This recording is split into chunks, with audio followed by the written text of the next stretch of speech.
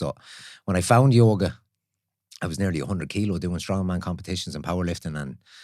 And the first time I went to a yoga class, I nearly cried and realized how weak I was. And I was like, right, this is after challenging me, and I'm going to beat this. And now 6 years on, I realized there is no beating in yoga. Like every time you learn a new asana or you're able to perform a new asana, there's so many ways you can enter and exit those and explore those positions, So as you'll hear many people saying, yoga is just endless, so.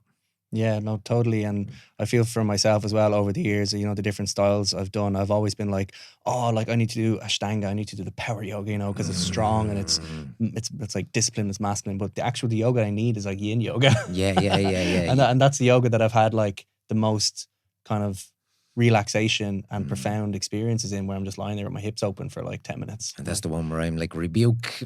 I hate yin yoga. I love it, but I hate it. I'm similar to you. So I was doing yoga and I thought it was all vinyasa and looking good in the flows and making people break a sweat. That's what I was doing for the first few years. And then when I went to India the first time, I realized how far behind my body was. And Ashtanga really woke me up to that, because as I said, I thought I was the bee's knees. And then next minute, your man was handing me blocks and straps and assisted me into positions. And I was like, right, I need to come back to the ground level here. And that's what brought me back to Hatha yoga.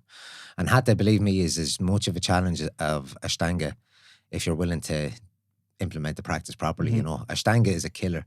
Like 3 times I've done Ashtanga for 6 weeks, I've ended up picking up a big injury. And that is just simply because I push myself too hard. Yeah. And I've learned this time in India that the first yama of yoga, I suppose, is, ahimsa.